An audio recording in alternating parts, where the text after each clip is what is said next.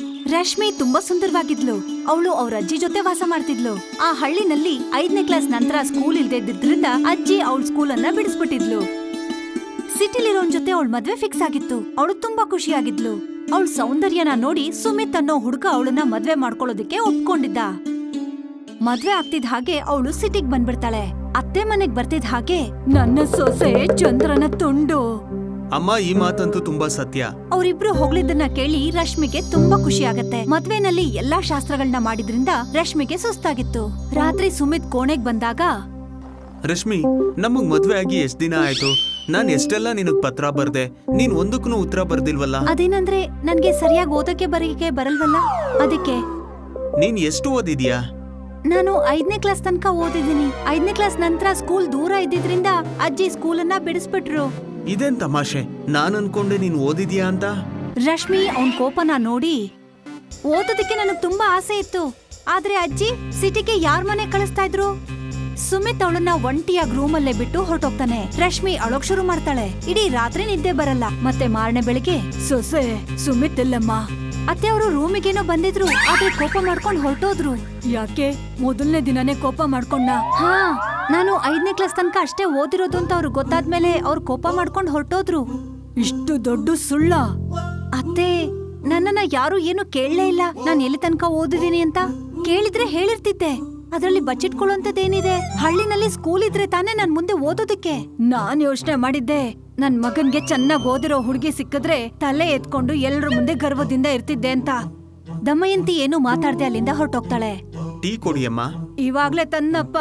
ಇಡೀ ರಾತ್ರಿ ಎಲ್ಲಿದ್ದೆ ನೀನು? ಅಮ್ಮ, ನಮ್ಮ ಆಫೀಸ್ ಅವರು ಒಂದು ಪಾರ್ಟಿ ನಿಟ್ಟಿದ್ದಾರೆ. ನಾನು ಅನಕ್ಷರಸ್ಥ ಹೆಂಡ್ತಿನ್ ಕರ್ಕೊಂಡು ಅಲ್ಲಿಗೆ ಹೇಗ್ ಹೋಗ್ಲಿ? ನಾನೇನು ಹೇಳ್ತೀನಿ ಅಂದ್ರೆ ಇದ್ರಲ್ಲಿ ನಮ್ ತಪ್ಪು ಇದೆ ಅಪ್ಪ. ಅವಳ ಸೌಂದರ್ಯನ ನೋಡ್ತಿದ್ ಹಾಗೆ ಅವಳನ್ನೇ ಮದ್ವೆ ಮಾಡ್ಕೋಬೇಕು ಅಂತ ಹಠ ಹಿಡ್ದೆ. ಏನು ಕೇಳಲೂ ಇಲ್ಲ, ಏನೂ ಇಲ್ಲ. ಅಮ್ಮ, ನಾನು ಅನಕ್ಷರಸ್ಥ ಹೆಂಡ್ತಿನ ಇಟ್ಕೊಂಡು ಜೀವನ ಸಾಕ್ಸೋದಕ್ಕಾಗಲ್ಲ. ಅವಳನ್ನ ಅವ್ರ ಅಮ್ಮನ ಹತ್ರ ಕಳಿಸ್ಬಿಡಿ. ರಶ್ಮಿ ಅಲ್ಲೇ ನಿಂತ್ಕೊಂಡು ಎಲ್ಲ ಮಾತನ್ನು ಕೇಳಿಸ್ಕೊತಾಳೆ. ಅತ್ತೆ, ನನ್ನ ತವ್ರ ಮನೆ ಕಳಿಸ್ಬೇಡಿ. ನಮ್ಮಜ್ಜಿ ಬದುಕಿದ್ದು ಸತ್ತಾಗ್ಬಿಡ್ತಾರೆ. ನಮ್ಮಪ್ಪ ಅಮ್ಮ ನನ್ ಸಣ್ಣ ವಯಸ್ಸಲ್ಲ ಸತ್ತು ಹೋದ್ರು.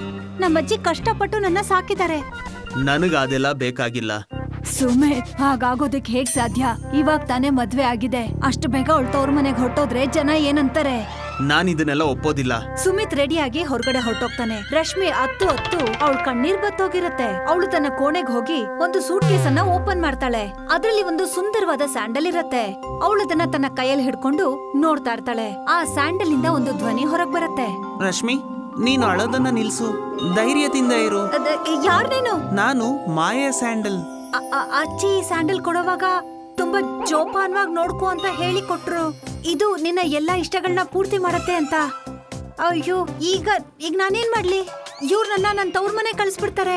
ನೀನ್ ಅವನ ಹತ್ರ ಹೇಳು, ನಿನ್ನ ಓದನ್ನ ಮತ್ತೆ ಶುರು ಮಾಡ್ತೀನಿ ಅಂತ. ಹಾ, ಇದನ್ನ ನಾನ್ ಮಾಡ್ಬಲ್ಲೆ. ಹೇಳ್ಬೇಕಂದ್ರೆ ನನ್ಗಿನ್ನು 15 ವರ್ಷ ಅಲ್ವಾ? ರಶ್ಮಿ ಆ ಸ್ಯಾಂಡಲ್ ನ ಹಾಕೊಂಡು ತುಂಬಾ ಆತ್ಮವಿಶ್ವಾಸದಿಂದ ತನ್ನ ಅತ್ತೆ ಹತ್ರ ಬರ್ತಾಳೆ. ಅತ್ತೆ, ನಾನು ಇಲ್ಲೇ ಇದ್ಕೊಂಡು ನನ್ನ ಓದನ್ನ ಪೂರ್ತಿ ಮಾಡ್ತೀನಿ. ನೀವ್ ನನ್ಗೆ ಅಡ್ಮಿಷನ್ ಮಾಡಿಸ್ತೀರಾ? ಈ ಸಲ 10ನೇ ಕ್ಲಾಸ್ ಪರೀಕ್ಷೆ ಬರೀತೀನಿ. 2 ವರ್ಷದ ನಂತರ PUCದು. ನಾನೇನಾದ್ರೂ ಯೋಚಿಸ್ತೀನಿ. ಸಂಜೆ ಸುಮಿತ್ ವಾಪಸ್ ಮನೆಗ್ ಬಂದಾಗ ರಶ್ಮಿ ಟೀ ಮತ್ತೆ ಪಕೋಡ ಮಾಡ್ತಾ ಇದ್ಲು. ಮನೆಗ್ ಬರ್ತಿದ್ ಹಾಗೆ, ಅಮ್ಮ, ಇವತ್ತು ಅಡಿಗೆ ಸುವಾಸನೆ ಹೊರಗ್ವರ್ಗೂ ಬರ್ತಿದೆ.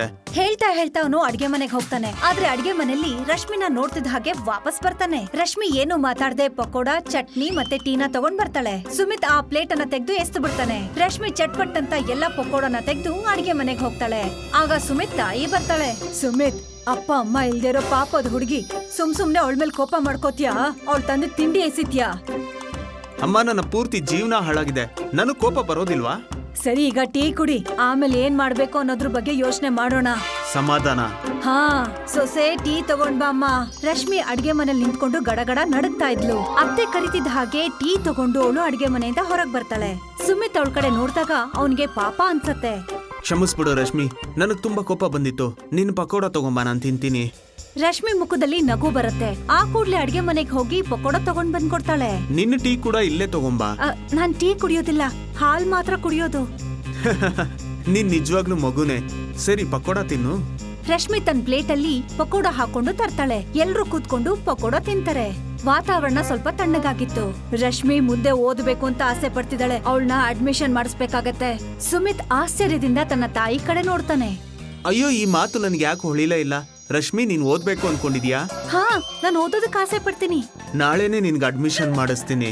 ರಶ್ಮಿಗೆ ತುಂಬಾ ಖುಷಿ ಆಗತ್ತೆ. ಆ ಸುಂದರವಾದ ಸ್ಯಾಂಡಲ್ಸ್ ಅನ್ನ ಹಾಕೊಂಡು ಕಟ ಅನ್ಕೊಂಡು ಎಲ್ಲಾ ಪ್ಲೇಟ್ಸ್ ಅನ್ನ ತಗೊಂಡು ಅಡಿಗೆ ಮನೆಗೆ ಹೋಗ್ತಾಳೆ. ಮತ್ತಲ್ಲಿಂದ ರೂಮ್ಗೆ ಹೋಗ್ತಾಳೆ. ಸ್ಯಾಂಡಲ್ಸ್ ಅನ್ನ ತೆಗೆದು ಅದಕ್ಕೆ ಹೇಳ್ತಾಳೆ, ಓ ಸ್ಯಾಂಡಲ್, ನೀನ್ ನನ್ನೆಲ್ಲಾ ಸಮಸ್ಯೆನ ಪರಿಹಾರ ಮಾಡ್ಬಿಟ್ಟೆ. ರಶ್ಮಿ, ನೀನ್ ಎಲ್ಲಿಗೆ ಹೋಗ್ಬೇಕಂದ್ರೂ ನನ್ನ ಹಾಕೊಂಡೇ ಹೋಗು. ನಿನ್ ಎಲ್ಲಾ ಸಮಸ್ಯೆನೂ ಬಗೆಹರಿಯುತ್ತೆ. ಖಂಡಿತವಾಗ್ಲೂ ನನಗೆ ಖುಷಿ ಆಗ್ತಿದೆ. ರಶ್ಮಿ ತನ್ನ ರೂಮಿಂದ ಹೊರಗಡೆ ಬಂದು ಅವ್ರ ಅತ್ತೆ ಹತ್ರ ಹೇಳ್ತಾಳೆ, ಅತ್ತೆ, ಇವತ್ ನಾನ್ ಅಡ್ಗೆ ಮಾಡ್ತೀನಿ. ಆಯ್ತಮ್ಮ, ನೀನೇ ಮಾಡು. ರಶ್ಮಿ ಕೈಯಲ್ಲಿ ಜಾದೂನೇ ಇತ್ತು. ಅವಳು ಮಾಡ್ದಂತ ಅಡಿಗೆ ಎಷ್ಟು ರುಚಿಯಾಗಿತ್ತು ಅಂದ್ರೆ ಎಲ್ರಿಗೂ ಇಷ್ಟ ಆಯ್ತು. ಸೊಸೆ, ಇಷ್ಟ್ ಚೆನ್ನಾಗ್ ಅಡ್ಗೆ ಮಾಡೋದನ್ನ ನೀನು ಎಲ್ಲಿಂದ ಕಲ್ತಿಯಮ್ಮ? ಅತ್ತೆ, ನನ್ಗೆ ಅಡ್ಗೆ ಮಾಡೋದು ಅಂದ್ರೆ ಸಣ್ಣ ವಯಸ್ಸಿಂದನೂ ತುಂಬಾ ಇಷ್ಟ. ಅವಳಿಗೆ ಅರ್ಥ ಆಗಿತ್ತು ಇದೆಲ್ಲ ಜಾದು ಆ ಸ್ಯಾಂಡಲ್ಸ್ ಇಂದ ಅಂತ. ಯಾಕಂದ್ರೆ ಅವಳಿಗೆ ಸಣ್ಣವಳಿಂದನೂ ಅಡ್ಗೆ ಮಾಡೋದು ಅಂದ್ರೆ ಇಷ್ಟ ಇಲ್ಲ. ಮಾರನೇ ದಿನ, ರಶ್ಮಿ, ನೀನ್ ಈ ಡ್ರೆಸ್ನ ಹಾಕೊಂಡು ಸ್ಕೂಲ್ಗೆ ಹೋಗು. ನಾನ್ ನಿನ್ನ ಅಡ್ಮಿಷನ್ ಮಾಡಿಸ್ತೀನಿ. ರಶ್ಮಿ ಡ್ರೆಸ್ ಹಾಕೊಂಡು ಸ್ಯಾಂಡಲ್ ಹಾಕೊಂಡು ರೂಮಿಂದ ಹೊರಗಡೆ ಬರ್ತಾಳೆ. ಬರೇವಾ, ನೀನಂತೂ ನಿಜವಾಗ್ಲೂ ವಿದ್ಯಾರ್ಥಿ ತರನೇ ಕಾಣಿಸ್ತಿದ್ಯಾ. ಬಾ. ರಶ್ಮಿ ಸ್ಕೂಲ್ಗೆ ಹೋದಾಗ ಸ್ವಲ್ಪ ಮಾತುಕತೆ ಆದ್ಮೇಲೆ ಪ್ರಿನ್ಸಿಪಲ್ ಒಂದು ಮುಖ್ಯವಾದ ಪೇಪರ್ಸ್ ಗಳನ್ನ ನೋಡಿ ಅವಳನ್ನ ಅಡ್ಮಿಷನ್ ಮಾಡ್ಕೋತಾರೆ. ಸುಮಿತ್ ಯಾವಾಗ್ಲೂ ಬೇರೆ ಕೋಣೆಲ್ ಮಲಗ್ತಾ ಇದ್ದ. ರಶ್ಮಿಗೆ ಅದು ತುಂಬಾ ಬೇಜಾರಾಗ್ತಿತ್ತು. ಅವಳು ಹಗಲು ರಾತ್ರಿ ಕಷ್ಟ ಪಡ್ತಿದ್ಲು. ದಮಯಂತಿ ಜೊತೆ ಕೆಲ್ಸನೂ ಮಾಡ್ತಾ ಇದ್ಲು, ಸ್ಕೂಲ್ಗೂ ಹೋಗ್ತಿದ್ಲು, ಮತ್ತೆ ಓದ್ತಾನೂ ಇದ್ಲು. ಆದ್ರೆ ಆ ಜಾದುವಿನ ಸ್ಯಾಂಡಲ್ ಕಾರಣದಿಂದ ಸ್ವಲ್ಪನೂ ಸುಸ್ತಾಗ್ತಿರ್ಲಿಲ್ಲ. 3 ವರ್ಷದ ನಂತರ ಅವಳ PUC ರಿಸಲ್ಟ್ ಬಂದಾಗ ಇಡೀ ಸ್ಕೂಲಿಗೆ ಅವಳು ಫಸ್ಟ್ ಬಂದಿದ್ಲು. ಅತ್ತೆ, ನಾನು ಇಡೀ ಸ್ಕೂಲಿಗೆನೆ ಫಸ್ಟ್ ಬಂದಿದ್ದೀನಿ ಅತ್ತೆ. ನೀನ್ ನಿಜವಾಗ್ಲೂ ತುಂಬಾ ಬುದ್ಧಿವಂತೆನಮ್ಮ. ಸಂಜೆ ಸುಮಿತ್ ವಾಪಸ್ ಮನೆಗ್ ಬಂದಾಗ, ಇಲ್ ನೋಡಿ, ನಾನು ನಮ್ಮ ಇಡೀ ಸ್ಕೂಲಿಗೆ ಫಸ್ಟ್ ತಗೊಂಡಿದ್ದೀನಿ. ನನ್ಗೆ ಪುರಸ್ಕಾರ ಕೂಡ ಸಿಕ್ಕಿದೆ ನೋಡಿ ಇಲ್ಲಿ. ಆವತ್ತು ಸುಮಿತ್ಗೆ ತುಂಬಾ ಖುಷಿ ಆಗತ್ತೆ. ರಶ್ಮಿ, ಇವತ್ತು ನೀನ್ ನನ್ ಜೊತೆನೆ ಬಂದ್ ಮಲಗು. ರಶ್ಮಿ ಕೆನ್ನೆ ಕೆಂಪು ಗುಲಾಬಿ ತರ ಕೆಂಪುಗಾಗೋಯ್ತು. ಒಂದ್ ವೇಳೆ ಈ ಜಾದು ಸ್ಯಾಂಡಲ್ ಇಲ್ಲ ಅಂದಿದ್ರೆ ನಾನು ನಮ್ಮ ಹಳ್ಳಿನಲ್ಲೇ ಬಿದ್ದು ಸಾಯ್ತಿರ್ತಿದ್ದೆ. ದೂಪುರ ಗ್ರಾಮ ಕೆಲ ವರ್ಷಗಳಿಂದ ಬಿಸಿಲಿನಿಂದ ನರಳ್ತಾ ಇತ್ತು. ಜನ ಉಳ್ಕೊಳ್ಳೋದಕ್ಕೆ ಅಲೆಮಾರಿಗಳ ತರ ಅಲಿತಾ ಇದ್ರು. ಕೆರೆಗಳು ಬತ್ತು ಹೋಗಿದ್ವು. ಬಿರು ಬಿಸಿಲಿನಲ್ಲಿ ರತ್ನ ಅಜ್ಜಿ ಮುಖ್ಯನ ಮನೆಗೆ ಹೋಗ್ತಾಳೆ. ಮುಖ್ಯ, ಎಲ್ಲಿಯವರೆಗೆ ಈ ದೂಪುರ ಗ್ರಾಮ ಇದೇ ರೀತಿ ಒಣಗಿರುತ್ತೆ? ಇಲ್ಲಿ ಉಸಿರಾಡೋದಕ್ಕೂ ತುಂಬಾ ಕಷ್ಟ ಆಗ್ತಾ ಇದೆ. ಹೋದ ವರ್ಷ ಕೂಡ ಇದೇ ತರ ಬಿಸಿಲಿತ್ತು, ಆದ್ರೆ ಈ ತರ ಅಂತೂ ಶಕೆ ಇರ್ಲಿಲ್ಲ. ಈ ಬಾರಿ ಸೂರ್ಯ ಬಂದು ನಮ್ಮನ್ನ ಸುಟ್ಟಾಕ್ಬೇಕು ಅಂತ ಇದ್ದಾನೆ. ನಮ್ಮ ಗ್ರಾಮದ ಜಮೀನ್ದಾರ ಗೌರ್ಮೆಂಟ್ಗಿಂತ ಹೆಚ್ಚು ಬಲಶಾಲಿ ಅಲ್ವಾ? ಅವನ ಹತ್ರ ಏನಾದ್ರೂ ಸಹಾಯ ಕೇಳಬಹುದಲ್ವಾ ನಾವು? ನೀನ್ ಹೇಳಿದ್ರೆ ಖಂಡಿತ ಹೋಗ್ತೀನಿ, ಆದ್ರೆ ನಿನಗೆ ಗೊತ್ತಲ್ವಾ, ಆ ಜಮೀನ್ದಾರ ತುಂಬಾನೇ ಸ್ವಾರ್ಥಿ ಅಂತ, ಮತ್ತೆ ಜಿಪ್ನ ಕೂಡ. ಸರಿ ಬಿಡು, ನೋಡೋಣ ಏನ್ ಮಾಡ್ತಾನೆ ಅಂತ. ಮರುದಿನ ಮುಖ್ಯ ಭಾರವಾದ ಮನಸ್ಸಿನಿಂದ ಜಮೀನ್ದಾರರ ಮನೆಗೆ ಹೋಗ್ತಾನೆ. ಜಮೀನ್ದಾರ್ ಸಾಹೇಬ್ರೆ, ಊರಿನ ಜನ ಶಕೆಯಿಂದ ಬೇಸತ್ತೋಗಿದ್ದಾರೆ. ನೀವು ಸರ್ಕಾರದವ್ರಿಗೆ ತುಂಬಾನೇ ಪರಿಚಯ ಇರೋರು, ನಿಮ್ಮಿಂದ ಏನಾದ್ರೂ ಒಂದ್ ಸ್ವಲ್ಪ ಸಹಾಯ ಆಗ್ಬೋದಾ? ಸರ್ಕಾರ ಏನಾದ್ರೂ ಪ್ರತಿ ಗುಡಿಸ್ಲಲ್ಲೂ ಕೂಲರ್ ಹಾಕುತ್ತಾ, AC ಹಾಕ್ಸುತ್ತಾ? ರೇಷನ್ನು ಉಚಿತವಾಗಿ ಕೊಡ್ತಾ ಇದ್ದಾರೆ ತಾನೆ, ನಿಮ್ಗಳಿಗೆ ಅಷ್ಟೇ ಸಾಕು ಅನ್ಕೊಂತೀನಿ. ನಿಮ್ಮಂತ ಜನರೆಲ್ಲ ತಣ್ಣಗಿರೋ ACಲಿ ಕುತ್ಕೊಂಡಿರ್ತೀರಾ? ನಿಮಗೇನ್ ಗೊತ್ತು ರೈತರು ಪಾಪ ಮಕ್ಕಳು ಈ ಶಕೆಲಿ ಹೆಂಗ್ ಸಾಯ್ತಾ ಇದ್ದಾರೆ ಅಂತ? ಮುಖ್ಯನಿಗೆ ಇನ್ನು ಅಲ್ಲಿ ಇರೋದ್ರಲ್ಲಿ ಯಾವ ಅರ್ಥನೂ ಇಲ್ಲ ಅನಿಸ್ತು. ಅಲ್ಲಿಂದ ರತ್ನ ಅಜ್ಜಿಯ ಮನೆಗೆ ಬರ್ತಾನೆ. ರತ್ನ ಅಜ್ಜಿ ಮನೆಯಲ್ಲಿ ಹಾಸಿಗೆ ಮೇಲೆ ಕುಳಿತಿದ್ಲು. ದೂರದಿಂದಲೇ ಮುಖ್ಯನ ಮುಖ ಬಾಡಿದ್ದನ್ನ ನೋಡಿ ಎಲ್ಲವನ್ನ ಅರ್ಥ ಮಾಡ್ಕೊಂಡ್ಲು. ನಿನ್ನ ಮುಖನೇ ಎಲ್ಲ ಹೇಳ್ತಿದೆ ಮುಖ್ಯ. ಜಮೀನ್ದಾರ ಆಗೋದಿಲ್ಲ ಅಂತ ಹೇಳ್ದ ಅಲ್ವಾ? ನೋಡು ರತ್ನಕ್ಕ, ನನಗೆ ಮುಂಚೆನೆ ಎಲ್ಲ ಗೊತ್ತಿತ್ತು. ನಾನು ಬರೀ ನಿನ್ ಸಮಾಧಾನಕ್ಕೋಸ್ಕರ ಅಲ್ಲಿಗೆ ಹೋಗಿರೋದು ಅಷ್ಟೇ. ಆಗ 20 ವರ್ಷದ ರತ್ನಾಳ ಮೊಮ್ಮಗಳು ಹೊರಗಡೆ ಬರ್ತಾಳೆ. ಕಣ್ಣಿನಲ್ಲಿ ನೀರು, ಬಿಸಿಲಲ್ಲಿ ಬೆಂದ ಕೆಂಪಗಿನ ಮುಖ. ಅಜ್ಜಿ, ನನಗೆ ನಿನ್ನೆ ರಾತ್ರಿ ನಿದ್ದೆನೆ ಬಂದಿಲ್ಲ, ಗಾಳಿನೂ ಬೀಸ್ತಾ ಇರಲಿಲ್ಲ, ತುಂಬಾ ಸೆಕೆ ಆಗ್ತಿತ್ತು ಅಜ್ಜಿ. ರತ್ನ ಅಜ್ಜಿಗೆ ಕಣ್ಣೀರು ಬರುತ್ತದೆ. ಮಗಳೇ, ನಮ್ಮಂತ ಬಡವರ ಹಣಿಯಲ್ಲಿ ಈ ಸೆಕೆಯಲ್ಲಿ ಬೆಂದು ಹೋಗೋದೇ ಬರ್ದಿದೆ. ನೋಡು ರತ್ನಕ್ಕ, ನನಗೆ ಯಾವುದು ಕೂಡ ಸರಿಯಾಗಿ ಅರ್ಥ ಆಗ್ತಿಲ್ಲ. ಈ ಶಕೆ ಮಾತ್ರ ಬರೀ ಈ ಊರಲ್ಲೇ ಯಾಕೆ ಜಾಸ್ತಿ ಆಗ್ತಿದೆ ಅಂತ. ಈ ಊರ್ ಬಿಟ್ಟು ಆಚೆ ಕಡೆ ಹೋದ್ರೆ ಅಷ್ಟು ಶಕೆ ಅಂತ ಏನು ಅನ್ಸದೇ ಇಲ್ಲ. ಮತ್ತೆ ನಮ್ಮ ಊರಿನ ರೈತರೆಲ್ಲ ರಾತ್ರಿ ಆದ್ಮೇಲೆ ಕಾಡ್ಗೆ ಮಲಗೋದಕ್ಕೆ ಅಂತ ಹೋಗ್ತಿದ್ದಾರೆ. ರತ್ನ ಅಜ್ಜಿ ಏನನ್ನೋ ಯೋಚಿಸೋದಕ್ಕೆ ಶುರು ಮಾಡ್ತಾಳೆ. ಏನೋ ಹಳೆಯ ವಿಷಯ ನೆನಪಿಗೆ ಬಂದಿರೋ ಹಾಗೆ. ನಾನು ನನ್ನ ಬಾಲ್ಯದಲ್ಲಿ ಕೇಳ್ಪಟ್ಟಿದ್ದೆ, ಆಗ ನಮ್ಮ ಹಳ್ಳಿ ಎಲ್ಲೆಲ್ಲೂ ಹಚ್ಚ ಹಸುರಿನಿಂದ ಕೂಡಿತ್ತು. ಇಷ್ಟು ಸೆಕೆ ಆಗ ಆಗ್ತಿರ್ಲಿಲ್ಲ. ಆಗ ಒಂದು ದಿನ ಸಾಧು ಬಂದ. ಅವನ ಬಳಿ ಚಮತ್ಕಾರ ಮಾಡುವ ಮಣಿ ಇತ್ತು. ಧೀರೇಂದ್ರ ಪ್ರಸಾದ್ ಚೌಧರಿ ಆ ಸಮಯದ ಜಮೀನ್ದಾರರ ಪೂರ್ವಜರಾಗಿದ್ರು. ಅವರು ಸಾಧುವಿಗೆ ತಿಳಿಯದಂತೆ ಆ ಮಣಿಯನ್ನ ಕದ್ದಿದ್ರು. ಹಳ್ಳಿಯ ಒಂದು ಮೂಲೆಯಲ್ಲಿ ಅದನ್ನ ಹೂತಾಕಿದ್ರು. ಮರುದಿನ ಸಾಧುವಿಗೆ ಮಣಿ ಇಲ್ಲದ್ದು ತಿಳಿದಾಗ ಇಡೀ ಹಳ್ಳಿಗೆ ಅವರು ಶಾಪವನ್ನ ಕೊಟ್ರು. ಏನು ಶಾಪನ? ಎಲ್ಲಿಯವರೆಗೂ ಆ ಮಣಿ ಸಿಗೋದಿಲ್ವೋ ಅಲ್ಲಿಯವರೆಗೂ ಈ ಗ್ರಾಮ ಬಿಸಿಲಿನ ಬೇಗೆಗೆ ಬೆಂದು ಹೋಗುತ್ತೆ. ಮತ್ತೆ ಯಾರು ಆ ಮಣಿಯನ್ನ ಹುಡುಕೋದಕ್ಕೂ ಸಾಧ್ಯ ಇಲ್ಲ. ಯಾರಿಗೆ ಆಸೆ ಇರೋದಿಲ್ವೋ ಅಂತ ವ್ಯಕ್ತಿ ಮಾತ್ರ ಅದನ್ನ ಹುಡುಕಬಹುದು. ಇನ್ನೊಬ್ಬರ ಪ್ರತಿ ದಯೆಯ ಭಾವ ಇರುವಂತಹ ವ್ಯಕ್ತಿ ಅದನ್ನ ತೆಗಿಬಹುದು. ಮುಖ್ಯ ಯೋಚನೆ ಮಾಡೋದಕ್ಕೆ ಶುರು ಮಾಡ್ತಾನೆ. ಏನು ಹೇಳ್ದಿರಾ ಅಲ್ಲಿಂದ ಹೊರಟು ಹೋಗ್ಬಿಡ್ತಾನೆ. ಆದ್ರೆ ರತ್ನ ಅಜ್ಜಿಯ ಮೊಮ್ಮಗಳು ವಸುಂಧರಾ ಮನಸ್ಸಲ್ಲಿ ಇದು ಆಳವಾಗಿ ಬೇರೂರುತ್ತೆ. ಮರುದಿನ ಬೆಳಿಗ್ಗೆ ವಸುಂಧರಾ ತನ್ನ ಪಕ್ಕದ ಮನೆಯ ಅತುಲ್ಗೆ ಅಜ್ಜಿ ಹೇಳಿದ ಎಲ್ಲ ವಿಷಯ ಹೇಳ್ತಾಳೆ. ಅತುಲ್, ನಿನ್ನೆ ಅಜ್ಜಿ ಹೇಳಿದ ಕತೆ ತುಂಬಾ ವಿಚಿತ್ರವಾಗಿತ್ತು, ಆದ್ರೆ ಅದು ಖಂಡಿತ ಸುಳ್ಳಲ್ಲ. ವಸುಂಧರಾ, ನೀನು 20 ವರ್ಷದೊಳಗಿದ್ಯಾ. ನೀನು ಈಗ್ಲೂ ಕೂಡ ಅಜ್ಜಿ ಹೇಳ ಕಟ್ಟುಕತೆಗಳನ್ನ ನಂಬ್ಕೊಂಡು ಈಗ್ಲೂ ಹಾಗೇ ಇದ್ಯಾ? ನನ್ನ ಅಜ್ಜಿ ಯಾವತ್ತೂ ಸುಳ್ಳು ಹೇಳೋದಿಲ್ಲ. ಇದು ಒಂದು ವೇಳೆ ಸತ್ಯ ಆಗಿದ್ರೆ ನಾವೇನಾದ್ರೂ ಮಾಡ್ಬೋದಲ್ವಾ? ಇದು ನಿಜಾನೇ ಆಗಿದ್ರು ಆದ್ರೆ ನಾವ್ ಏನ್ ಮಾಡೋದಕ್ಕಾಗುತ್ತೆ? ನಾನ್ ಕೇಳ್ಪಟ್ಟಿರೋ ಹಾಗೆ ಈ ಹಳ್ಳಿಯ ಹೊರಗೆ ಒಬ್ಬ ಸಾಧು ವಾಸವಾಗಿದ್ದಾರೆ. ಅವರು ತುಂಬಾ ಜ್ಞಾನಿ. ನಾವು ಅವರಿಂದ ಸಹಾಯ ಕೇಳ್ಬೋದಲ್ವಾ? ನೀನ್ ಈ ತರ ಹೇಳಿದ್ರೆ ನಾನು ಇದನ್ನೆಲ್ಲ ನಂಬಲ್ಲ. ಅತುಲ್ ಅಲ್ಲಿಂದ ಹೊರಟು ಹೋಗ್ತಾನೆ. ವಸುಂಧರಾ ಕೂಡ ಅವಳ ಮನೆಗೆ ಹಿಂತಿರುಗಿ ಹೋಗ್ತಾಳೆ.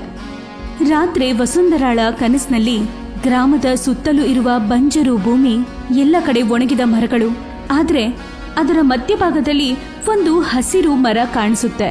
ಆ ವೃಕ್ಷದ ಕೆಳಗೆ ಒಂದು ಹೊಳೆಯುವ ಮಣಿ ಇಡಲಾಗಿತ್ತು. ತಕ್ಷಣ ವಸುಂಧರಾಳ ಕಣ್ಣು ತೆರೆಯುತ್ತದೆ. ಸೆಕೆಗೆ ಬೆವೆದುಕೊಂಡಿರುವ ವಸುಂಧರಾ ಎದ್ದು ಕೂತ್ಕೊಳ್ತಾಳೆ. ಅಜ್ಜಿ, ಅಜ್ಜಿ, ನನಗೊಂದು ವಿಚಿತ್ರವಾದ ಕನಸು ಬಿತ್ತು. ಬಂಜರು ಭೂಮಿಯಲ್ಲಿ ಒಂದೇ ಒಂದು ಹಸಿರು ಮರ, ಅದರ ಕೆಳಗೆ ಹೊಳೆಯುವ ಮಣಿ. ಬಹುಶಃ ನಿನ್ನೆ ನನ್ನ ಕಥೆಯನ್ನ ಕೇಳಿ ನಿನ್ನ ಮನಸ್ಸಿನಲ್ಲಿ ಭ್ರಮೆಯಾಗಿರಬಹುದು. ಅದಕ್ಕೆ ಆ ರೀತಿಯ ಕನಸುಗಳು ಬಿದ್ದಿರಬಹುದು.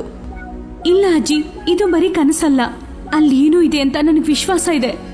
ಆ ದಿನ ಮಧ್ಯಾಹ್ನ ವಸುಂಧರಾ ಅತುಲ್ ಮನೆಗೆ ಹೋಗ್ತಾಳೆ. ಅತುಲ್, ನನಗೆ ನಿನ್ನೆ ರಾತ್ರಿ ಕನಸು ಬಿತ್ತು. ಆ ಕನಸಿನಲ್ಲಿ ನಾನು ನೋಡಿದ್ದು ಒಂದು ಬಂಜರು ಭೂಮಿಯಲ್ಲಿ ಒಂದು ಮರ ಇದೆ, ಅದರ ಕೆಳಗೆ ಮಣಿಯನ್ನು ಇಡಲಾಗಿದೆ.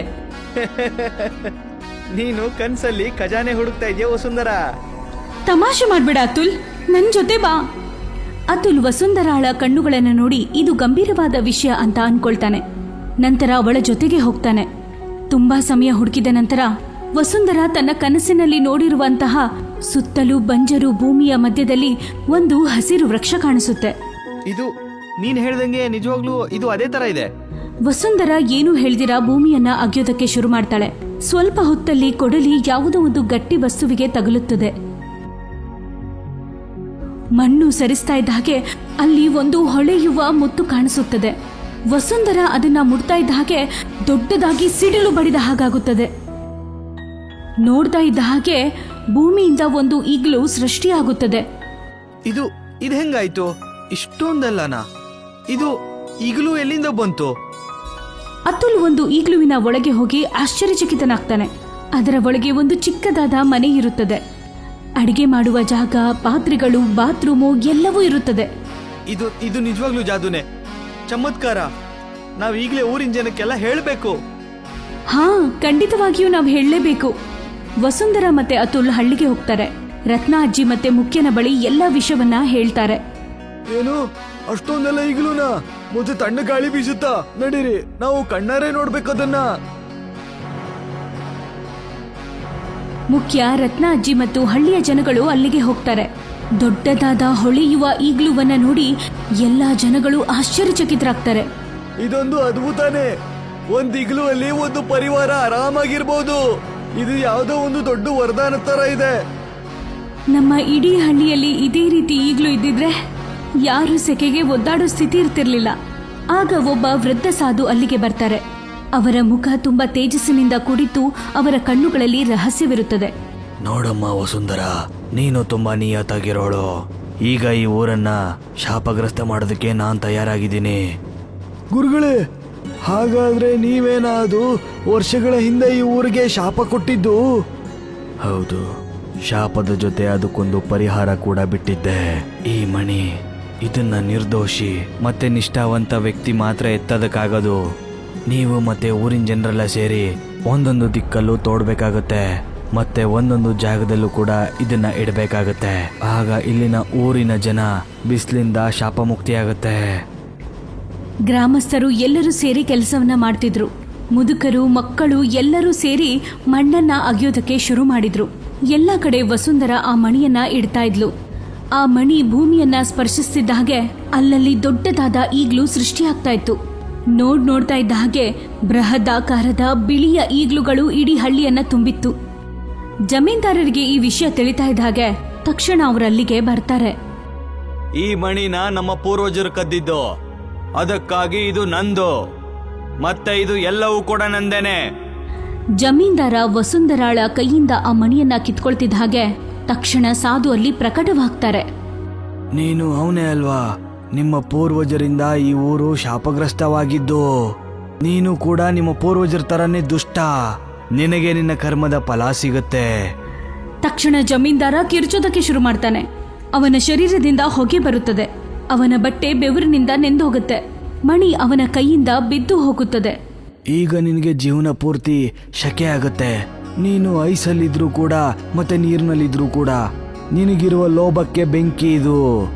ಸಾಧು ಮಣಿಯನ್ನ ಎತ್ಕೊಂಡು ವಸುಂಧರಾಳ ಕೈಗೆ ಕೊಡ್ತಾರೆ. ಆಮೇಲೆ ಮುಗುಳ್ನಗುತ್ತಾ, ಮಗಳೇ, ಈಗ ಈ ಮಣಿ ನಿನ್ನ ಹತ್ರ ಸುರಕ್ಷಿತವಾಗಿರುತ್ತೆ. ಈ ಹುಡುಗಿ ಎಲ್ಲರನ್ನ ರಕ್ಷಣೆ ಮಾಡ್ತಾಳೆ. ಈಗಿದು ಧೂಪಪುರ ಆಗಿಲ್ಲ ಮಹಾರಾಜರೇ, ಈಗ ಇದು ಇಗ್ಲೂಪುರ. ಸಾಧು ಅಲ್ಲಿಂದ ಮಾಯವಾಗಿ ಬಿಡ್ತಾರೆ. ಇನ್ನು ಯಾವ ಮಗುನೂ ಸೆಕೆಗೆ ಅಳಲ್ಲ, ಯಾವ ಮುದುಕರು ಕೂಡ ಬಿಸಿಲಿಗೆ ಒದ್ದಾಡೋದಿಲ್ಲ. ಈ ಈಗ್ಲೂ ನಮ್ಮ ಭಾಗ್ಯದ ಬಾಗಿಲು. ಈ ಈಗ್ಲೂ ನಮ್ಮ ಹಣೆಬರವನ್ನೇ ಬದಲಾಯಿಸಿ ಬಿಟ್ಟಿದೆ. ಸ್ವಲ್ಪ ಸಮಯದ ನಂತರ ಗ್ರಾಮದಲ್ಲೆಲ್ಲ ತಂಪಾದ ವಾತಾವರಣ ಹರಡಿತ್ತು. ಈಗ ಇಗ್ಲೂಪುರ ಬರೀ ಹಳ್ಳಿ ಅಲ್ಲ, ಕನಸು, ನ್ಯಾಯದ ಸಂಕೇತವಾಗಿರುವ ಒಂದು ಗ್ರಾಮವಾಗಿತ್ತು.